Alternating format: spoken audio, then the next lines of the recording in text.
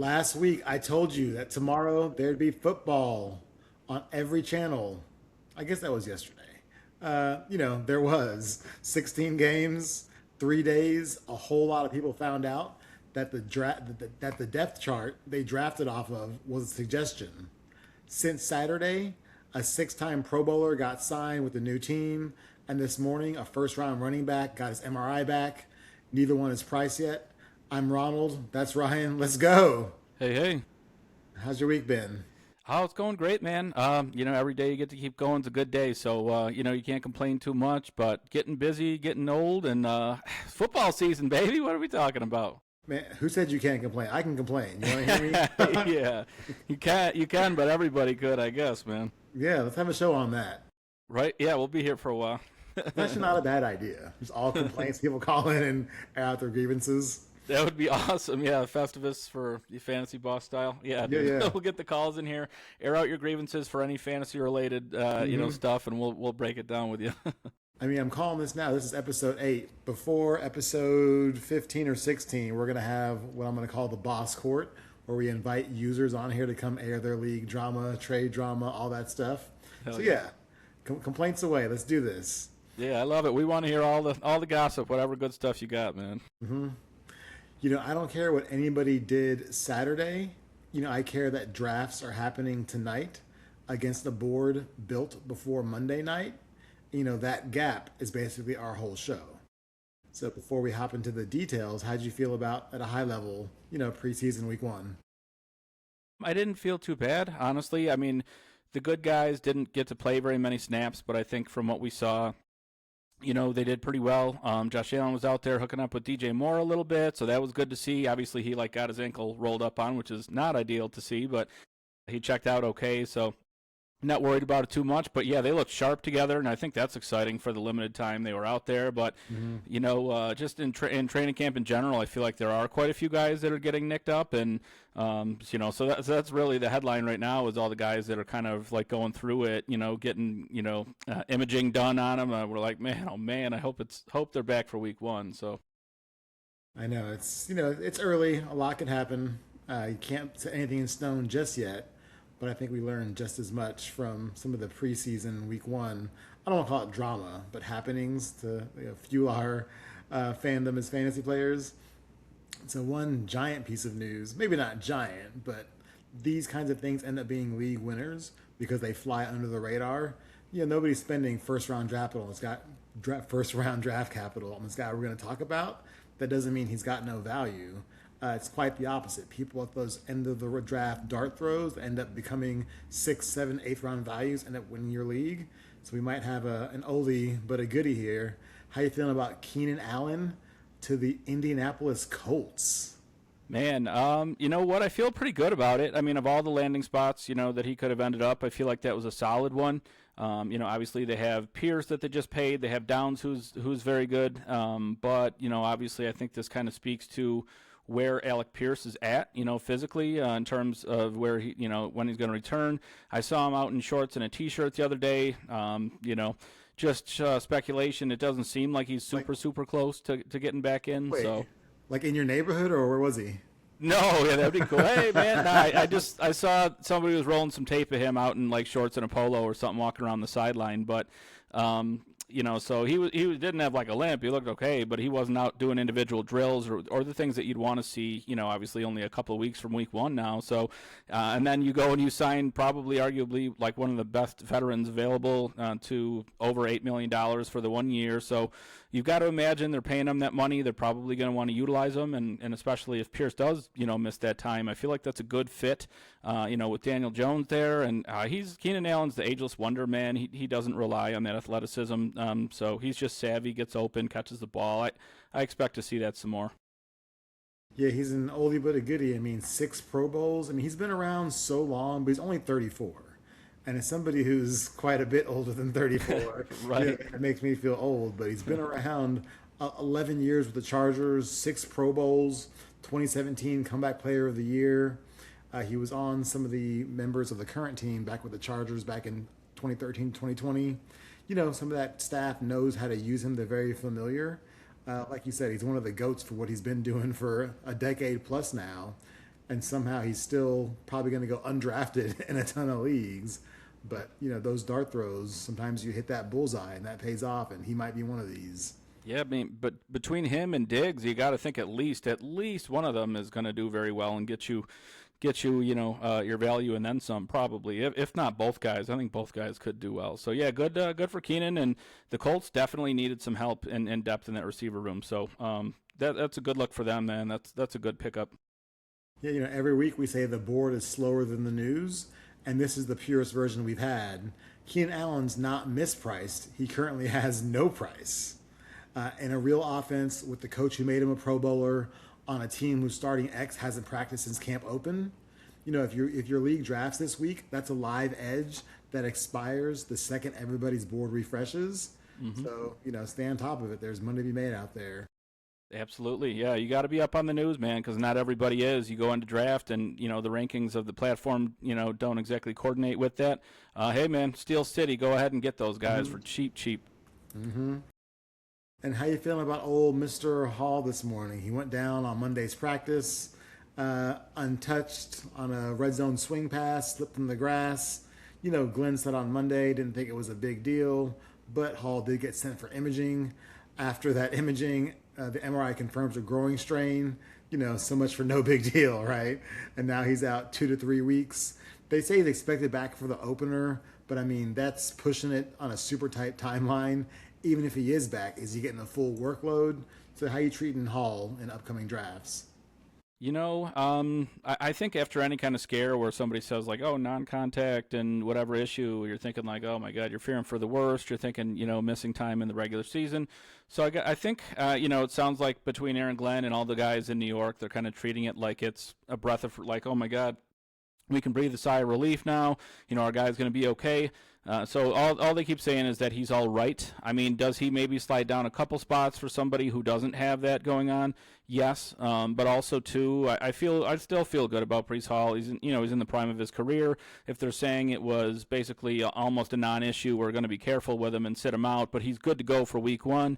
I don't love it. Obviously, it's not ideal, but man, it's the way the preseason goes. Like you're lucky, like you saw what happened with Tyson yesterday. So these things just happen, and it looks like he might have dodged a bullet. So I don't feel too bad, but I'm not going to go reaching for him or anything crazy. But certainly we'll get him where he goes or a little after. Yeah, looking at our draft kit here, our expert rank had him number 41, so the end of the 3rd round or so. Our take or your take on him was that medium to high floor, but he's kept from being elite due to the goal line and some of those touchdown work. Mm-hmm. So I feel like he's already kind of on that cusp of late RB1, maybe RB2, who's touchdown dependent and kind of hamstringed by that. But you add in the injury on top of that too, and I'm not interested. I was already kind of on the fence at his current cost. Mm-hmm. And if he falls to maybe the end of the 4th round, I'll hop in. But I don't know that I can take him at cost, given the injury stuff and also some of the, he's a fantastic talent, but the Jets are the Jets. Exactly. And who knows, what's going to happen there. Exactly right. He's a phenomenal talent. I think he's really, really good. He's up there for, better running backs in the league. But, yeah, situation, Glenn's already sort of alluded to the fact that they do like to use multiple guys. Braylon Allen is a big dude, obviously, a threat at the goal line. And then I think he housed like a 40-something yard touchdown in the preseason game. So, obviously, he's looking good. Sometimes they'll throw Isaiah Davis into the mix too. So, yeah, I mean, he's a great player, and if that offense improves, he could return that value.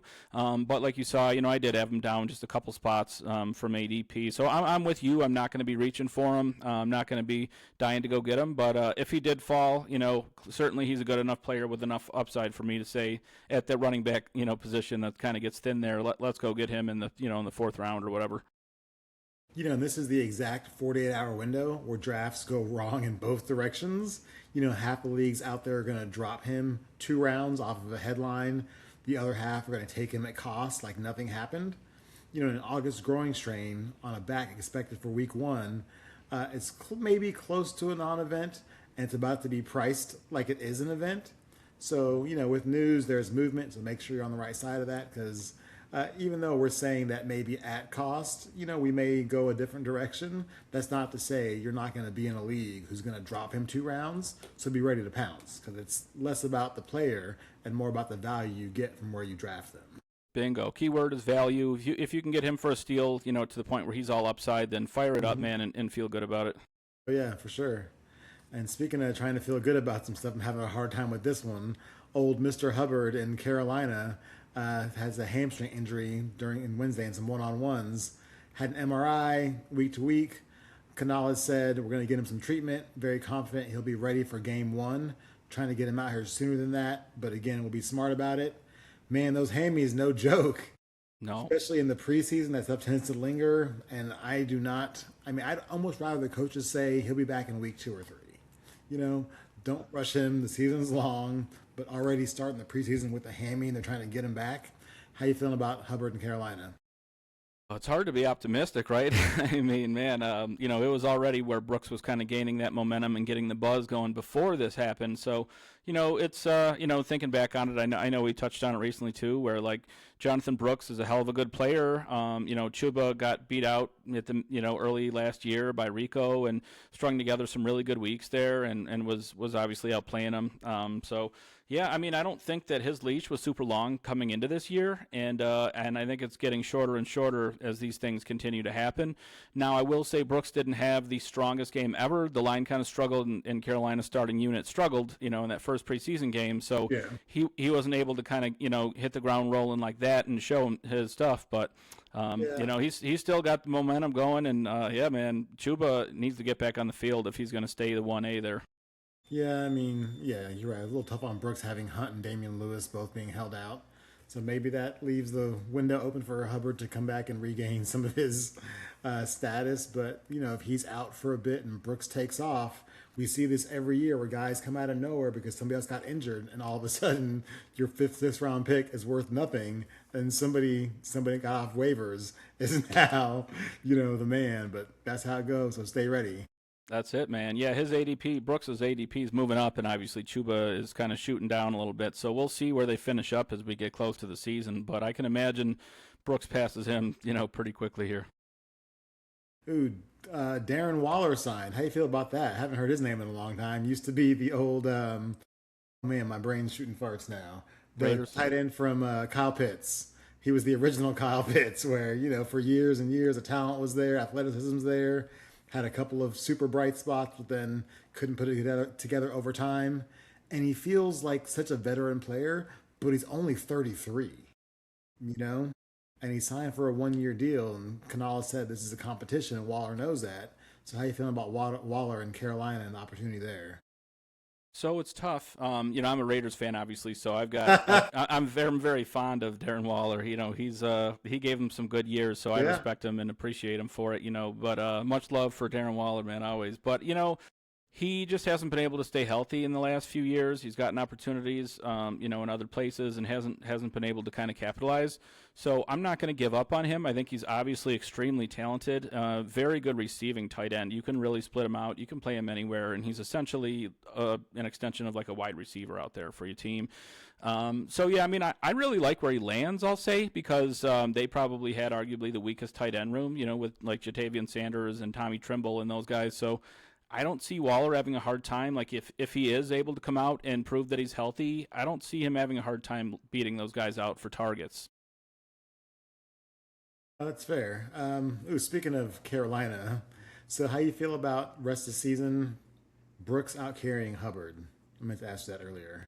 Yeah, man. I feel pretty good about it right now.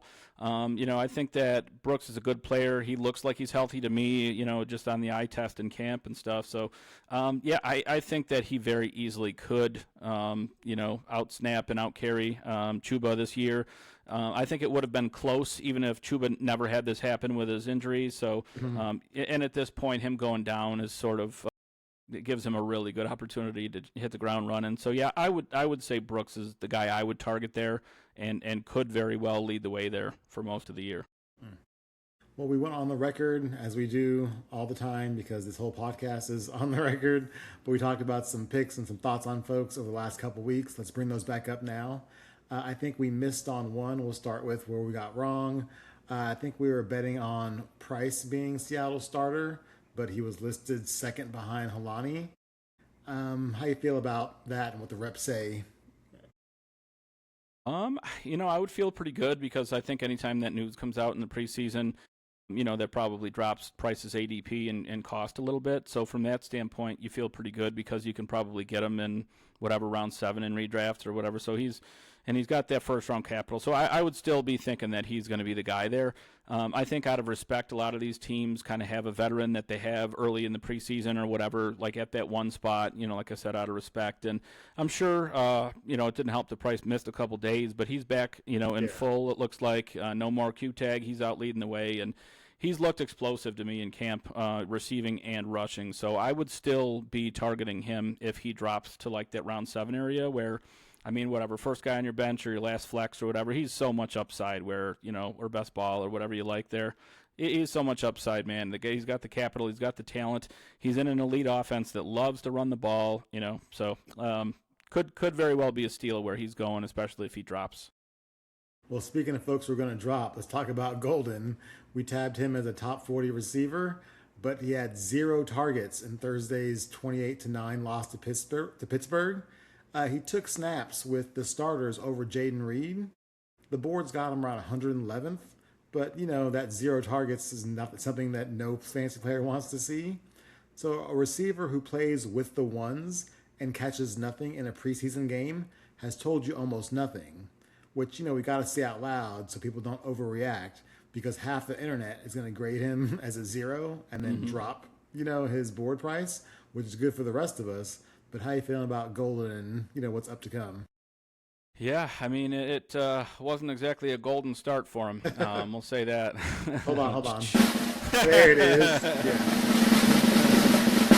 Oh, Thank man. you. Obviously, it's so fun to jump the gun in the preseason. Everybody wants to create some narrative on any kind of action that they see, whether it's practice reps or, the preseason games. But I wouldn't freak out too much. His ADP wasn't all that high, and at the price he's been going, he's still really all upside. Obviously, he's got the first-round draft capital. I've made it clear in the past he wasn't exactly, my favorite receiver. I didn't have a first-round grade on him, and I didn't really get any shares in rookie drafts. But I think he's fine. I think that it will be kind of Watson, Reed, and Golden. I think they'll all kind of share the load evenly. And then as Kraft gets up to speed, I think he'll sort of headline that pass attack, in my opinion. I really think Kraft is the most special guy that they've got in that pass attack. So, I would target Golden still right around ADP, and he's just a dart throw, and if he doesn't hit, that's fine. But he certainly has upside, man. And he's a field stretcher, and if he stays on the field, he could do well. They already lost Wicks, and they lost some other guys, Dobbs and those guys. So there will be targets that are freed up, and it's worth the dart throw to me. But I wouldn't be reaching for him at all. Put him on your bench, and if he hits, he hits. Cool. Yeah, I got another one in a similar boat. Let's talk about Michael Wilson, leading Arizona in targets in week 1. Played 7 snaps, had Harrison at X, Wilson at Z, got born in the slot for 1 drive, then all 3 were pulled. Had Jalen Brooks in there for 4 plays. Wilson's been climbing little by little, but having 3 receivers together after 1 drive isn't something we should be overreacting on. But how you feeling about Wilson in Arizona and that target share? And is the board right? Are they overpaying for him? Are they underpaying? How you feel there? You holding or hedging?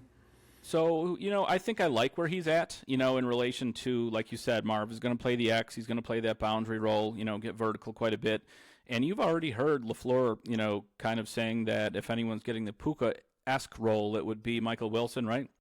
He's kind of built he's super versatile and quick, physical, like kind of reminds you a little bit of like a knockoff Puka or whatever, like a different version of Puka. But yeah, he's certainly capable, and I think at his ADP, he's the best value on that offense. You've got Love, who's got that ankle sprain. He's still going in round 2, so that's a little steep there. You've got Marv, who's going, ahead of Wilson in most drafts. So, obviously, and Trey McBride's going super high. I think Wilson's the one that is really kind of flying under the radar, and I don't think he will be for very long. I think once the season gets rolling, people are going to say, oh, man, I knew that he was looking good, and they were talking him up. I should have really taken a flyer on him. So he's the one guy in that offense that I would be targeting. over everybody else. Actually, I like his value where he's at. Not too bad, not too bad. Man, I feel like we haven't talked about your boy Tyler Shuck in a while. It's been a few weeks. He didn't throw one pass at the game. Kellen Moore with the starters for the opener against Jacksonville. Rattler got in. Looks like the Saints treated Thursday's joint practice with the Jags as a real thing. So 8 weeks in, Tyler's still the unquestioned starter. He's still going around 140th overall, but we haven't really watched him play a snap that counts. Which, at that ADP, we're not too much worried about it. And maybe for the Shuck truthers out there, this is a good thing that he's not getting too much screen and airtime. But how you feel about him? Has anything changed for you with him? Yeah, the one has definitely changed, the one aspect, and that's losing Jordan Tyson for 4 to 8 weeks or whatever it's going to be. So could very well wind up on the short term IR, miss 4 weeks or whatever. So that would be pretty brutal. I think that'd be a blow to Shuck because Tyson is such an incredibly talented player. We saw him in camp just lighting guys up, and the bend that he's got and the way that he gets open and takes the ball right out of the air, like the hands just plucking it. So, that certainly hurts Shuck. He went from having one of the better receiving rooms in the league to, going back to kind of Olave as an alpha, and then, a couple role guys with Vele and, those guys behind him there. So we'll see. Obviously I think they got Bryce Lance too, but yeah, we'll see what they do with it, man. But yeah, that does hurt him a little bit. So if Tyson can kind of rest up and get back sooner than anticipated, I still really love Tyler Shuck. And if not, I think he's still fair where he's going, I would say. Yeah, I'm not complaining about somebody in the 12, 13, 14 round cost wise. A lot of value to be had there. Yeah, for sure. Let's talk about some new blood. So, one guy each outside the top 50, who this show has never said out loud. The rest of August is running the same 40 names into the ground. We're going to try to get some new blood out there. So, who's your pick for outside the top 50? Somebody we haven't mentioned before. So a lot of guys that follow me know I kind of like to talk up Tyjae Spears, the Tulane legend. He came out and looked extremely explosive in that first preseason game. He might have been kind of the highlight, like the nicest thing that happened for Tennessee on offense that day. The pass game wasn't exactly rolling. He busted out a 25-yard run. He got tons of reps with the ones there. And I think the last game of the year last year, he had like 7 catches. So while he has injury risk, he also carries immense PPR upside because of what he can do on passing downs. And he's really explosive on early downs too, man. Even dating back, like I said, at Tulane, I remember watching him just carving dudes up. I really like Tyjae Spears. I think Pollard is another year older. He's kind of not been all that efficient, even though he's been, getting enough volume to kind of put up numbers the past 3 or so years there. I think Spears is going to really eat into that role. We've already heard, Saleh talking about 1A, 1B rather than 1-2 situations. So that all automatically screams to me, really good value, especially in PPR leagues, man. Go get Tyjae Spears, put him on your bench, plug and play bye weeks, man. And if anything happens to Pollard, I really think Tyjae is a phenomenal pass-catching running back and a good player overall. So go ahead and fire that man up. I like him. Yeah, mini CJ2K. He's quick, man. I mean, he's got juice. He kind of hit that hole on that nice run in the last game. Boop, bounced off, super physical aspect, and then just you see that acceleration kind of go right around the outside there. And yeah, he's nice, man. He brings a different element, from what Pollard does. It's a good pick. Well, mine's going to be one Mr. KC Concepcion. I don't know why that's funny, but it is somehow. The talent's there. I had to stretch a little bit with the Cleveland thing. I have a hard time drafting certain tiers of players on certain teams because the game script can be their fantasy points can become too game script dependent. Cleveland's defense is so good. Their offense, who the hell knows what's going to happen with the quarterback situation. That said, you're getting Concepcion after the 120th pick, so it's not really costing you too much there. Saturday versus Chicago, 3 catches, 27 yards, had a carry for 14 yards and a TD. Tutty, yep. And a 31-yard punt return. Getting his hands on the ball a lot, so you can't complain about that, given the cost.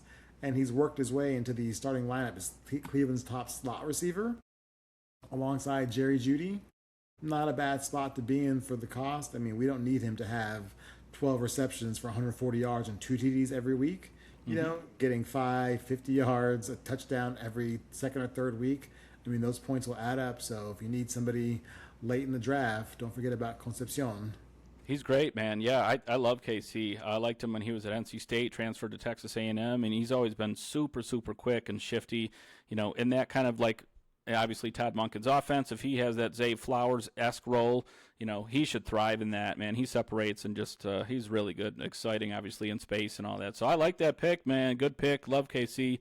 And Watson didn't look too bad, outside of that one fumble or whatever. But, other than that, he looked sharp. So we'll see what they do. But, hopefully that offense can do something. All right, we're going to do bonus board. 20 seconds each. I'm going to give you a name. Tell me your thoughts. I'll give you a name and a blurb. Start with Puka Nacua.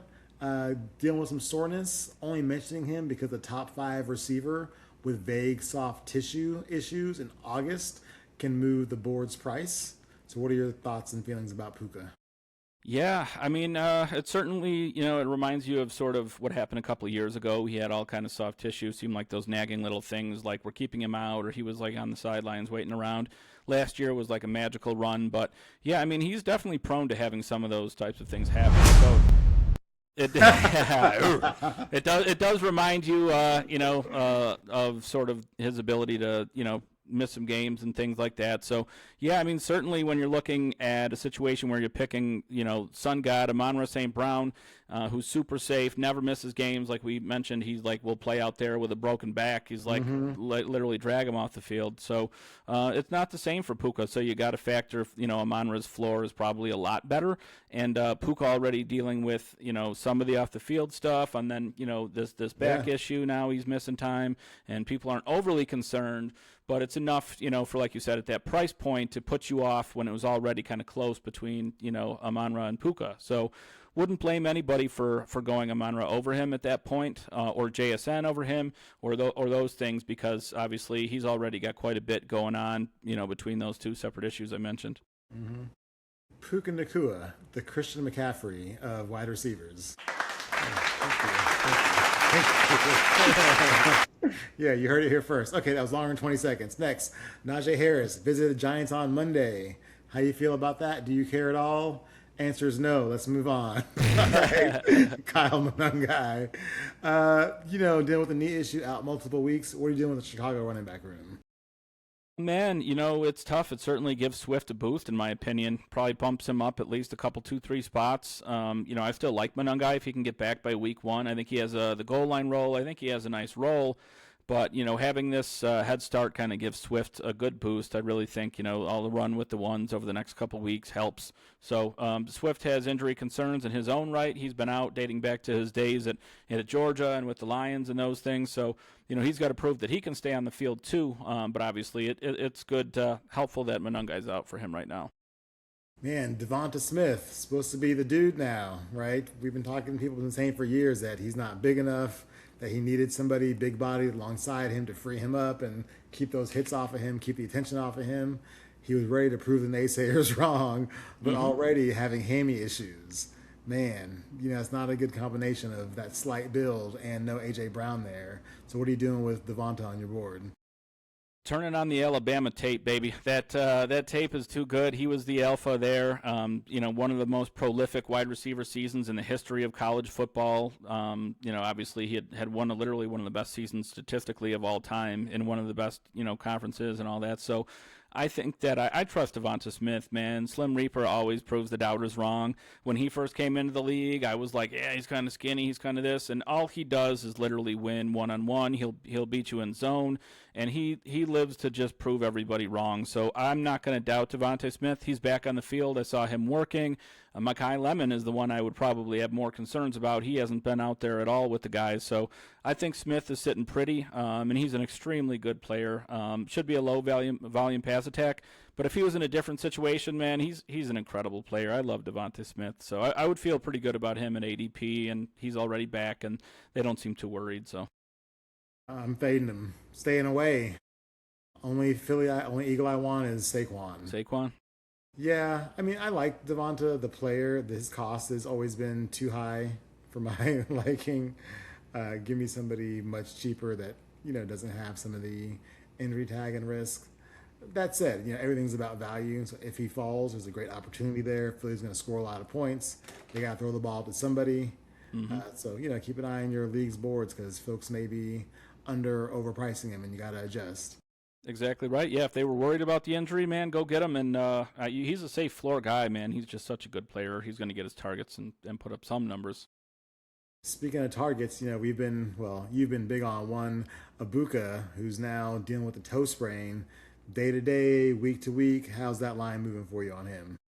Yeah, it's so tough to know these coaches, man, in the offseason. I hate when they do that coach speak crap because they go up there and they're like, oh, somebody says, oh, no, he's fine, there's no worries. And then he's like, well, there's no timetable. And everybody's like, what are you talking about? You guys just said he was fine. So, yeah, I mean, I'm a little bit worried. But from the reports I was reading, structurally, it's intact and everything. So it didn't seem like a serious turf toe issue. Seemed like you said a sprain issue. So I don't think I'm super, super worried. Obviously, my guard is up like slightly. So I've been all over, bullish on him. So, and I will continue to be, but I'm going to be checking every single day for any updates that I can. He was balling. He had a sick one-handed catch right before that. Literally, like, had a nasty catch. I was watching, like, yes.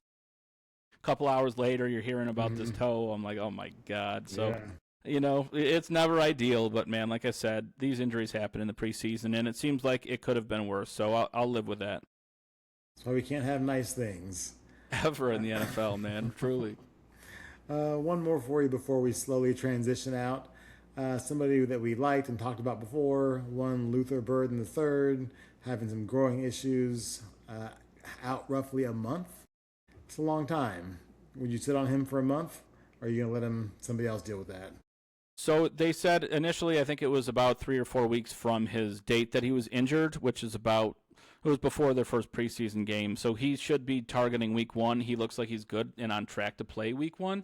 And the good news is I did see him before their preseason game running at what looked like about 70-75%, and he had no sort of, limp or gimp or any of that kind of stuff. So he looked fine, and I'm sure they're probably going to ramp him up a little bit. So maybe he could start maybe a little bit slow, but he looks like he's good to go. He's a dog. I think he'll be out there week 1, and if you can buy the dip, buy the dip. That's going to be my tone, with it this whole time. Is if Luther Burden falls to late 5, early 6th round, buy that dip, and he's just got immense upside, and he'll be out there playing. I'm not too worried. That guy's a dog. He'll strap it up. Safety first. Got to strap it up. Yeah, he'll strap it on up. Man, I'm calling it now. Keenan Allen leads all the Colts in targets for week 1. And that's going to last for the first 3 weeks until he gets hurt. Yeah. Good point. But hey, it's going to be a great 3 weeks. Go get your points where you can and don't feel like you got to hold on to any player for any amount of time. Play this game week to week. Exactly right. Yeah, you get him late in the game, and he gives you like a good month and gets you a couple wins. Hey, man, he was great for that season. You figure out the rest, but he certainly can be helpful. I agree with you. Mm-hmm. Gonna be a fun one. Ooh, random question. If you could pick your draft spot other than the first pick, where would you want to draft? So I've been loving spots, obviously spot 1 and spot 2, and then spot 11 or 10 through 12. So 10, 11, 12, and then also 1 and 2. The range that I don't want to be is in the middle, after you get like those top 3 going where it's, Chase and Gibbs and Bijan, it gets a little bit hairier. So I would rather pick later. And, if I get 11 or 12 and I could land like a Genty-Hampton combo or something like that, James Cook and Genty there, so you could just stack up on running backs and stuff, man. That would be it, because I worry a little bit about some of those receivers. CD competing with Pickens now, and and you got Jefferson with Kyler, so I like those guys, but, I'm just a tiny bit, under the temperature that most people are on them, so I like going those bang running back, with that 11-12 pick if I can land like, those kind of guys, Saquon even in the second round or whatever. Yeah, I'm happy to do that, or if Amon-Ra falls to me at like 10 or something. So I like 10, 11, 12 and 1 and 2. If you can get Bijan and Gibbs and then whatever, or stack running backs late. So those are the spots I want. If I'm picking like 6 or 7, I'm not too thrilled. Let's say you have the 12th pick in a 12-person league, are you doubling up on running backs or taking one running back and one receiver? More than likely, I'll probably double up on running backs. I'm going to be looking Okay. to maybe if I can snag James Cook and Genty there, that's probably what I'd like to do, or Genty and Hampton or something like that. Some big upside running backs that should get like heavy volume because they're so hard to find as you get out of like the fourth round or so. So if you can get those guys early, big upside, and then you can get some receivers in like 3, 4, 5 or whatever. I love the receivers in that range. So that would be my strategy if I was doing that for sure. And then on your third and fourth round picks, you coming back around to grab 2 receivers? Yeah, I would love to be able to get, Zay Flowers, or a guy like that, Garrett Wilson, one of those kind of guys. I would feel pretty good about there for sure. I would love to get Zay there. With the burden. To the moon, baby. I don't really care. That's been my guy, man. I was getting him on rookie drafts like in the second round, and I, when he was at Missouri, I loved watching him play, man. He's a guy that I will just always come to bat for. I really love him, and the injury sucks. Like it was a punch in the gut, but I love Luther Burden. I believe in him so much. So, I mean, with your double running back at the turn, I'm looking at Quinn Shawn here. Would you still draft him if he was there in the third-ish round for your pick, or would you stay away because you took 2 running backs with your first 2 picks? I would probably stay away. I normally target him in the fourth round. Like I've got him that's like where I expect him to finish basically in my rankings. Like, but I know, that you can get him later. So if you can get, the 30th best player like in the fourth round, I'm feeling really good about it. But guys won't reach to take him in the third. So I wait. I take him in the fourth round, pretty much smash him. And I would be happy to get him in the fourth if I went running back, receiver, running back, and then just, filled it out from there. I could do that with wide receiver in 5. I like to wait for tight end and quarterback anyway. So, if I could land Judkins in round 4, I would feel really good. Obviously, I've got him as a massive breakout candidate. So then he can wait. You can get, a high upside JMO or a T. Higgins or, even Rome down here. So, yeah, you got some good receivers left. Certainly good quarterbacks, late in the game. I think is the best. Caleb Williams there. You can get him late. So certainly wait on quarterback and wait on tight end and get a Tucker Kraft or a Isaiah Likely or a guy like that. Mm-hmm. Hey, awesome. Got some free draft advice there. No extra charge on the house, but not going to give you all our secrets because we got to put our own drafts too. Right? That's all I know, yeah. My secrets are all out there, man. I give you guys a shirt off my back, man. Hopefully you won't be any leagues with him, but if you are, be sure to snipe all Ryan's picks. Yep, they pretty much do. They pretty much do. But, yeah, man, I look forward to it, and I love that it's draft season. I'm feeling good about it, so really excited about everything right now. All right, well, speaking of draft season, it's time to go do your draft homework, so we're going to get off this show, let folks go do some studying. That test is coming up. Good luck, y'all. Catch y'all soon. That's right, man. Hit us up if you need any kind of advice. We got you covered on the draft kit. Make sure you get that, and hop on and create a league. Check out the Fantasy Boss. So we appreciate you guys, man. Have an absolutely beautiful night and a beautiful week. Peace.